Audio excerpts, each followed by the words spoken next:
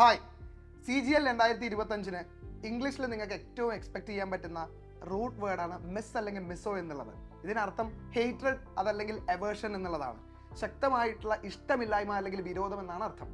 അപ്പോൾ ഇതുമായി ബന്ധപ്പെട്ട 4 വേർഡുകൾ നമുക്ക് പെട്ടെന്ന് പഠിച്ചാലോ? ആദ്യം വരുന്നത് മിസോജിനി എന്നുള്ള വേർഡാണ്. ഇതിൽ മിസോ മീൻസ് ഹേറ്റ്രഡ് ആണ്. ഗൈൻ എന്നാൽ അർത്ഥം സ്ത്രീകളുമായി ബന്ധപ്പെട്ട എന്നുള്ളതാണ്. അപ്പോൾ മിസോജിനി എന്ന് പറഞ്ഞാൽ ദ ഹേറ്റ്രഡ് ഓഫ് വിമൻ, സ്ത്രീ വിരോധം അല്ലെങ്കിൽ സ്ത്രീകളോടുള്ള വിരോധം എന്നാണ് അതിനർത്ഥം വരുന്നത് അല്ലേ. ഇനി മിസാൻഡ്രി എന്ന് പറഞ്ഞാലോ ഹേറ്റ്രഡ് വീണ്ടും വന്നു. ആൻഡ്രോ എന്നൊരു വേർഡ് ഉണ്ട് ഇംഗ്ലീഷിൽ. ആൻഡ്രോ എന്നുള്ള വേർഡ് ആണുങ്ങളുമായി ബന്ധപ്പെട്ട വേർഡാണ് ആൻഡ്രോ എന്നുള്ള വേർഡ്.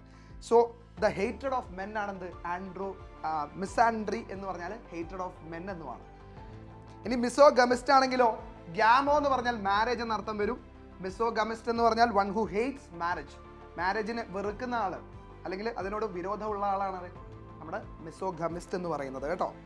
ഗ്യാമോ ആണ് മാരേജ് എന്ന് ഓർത്ത് വയ്ക്കുക. ഓക്കെ, ഇനി അടുത്തത് വരുന്നത് മിസാൻത്രോപ്പ് എന്നുള്ള വേർഡാണ്. ആൻത്രോപ്പ് എന്നാൽ ഹ്യൂമൻ ബീയിങ്സ് എന്നാണ് അർത്ഥം വരുന്നത്.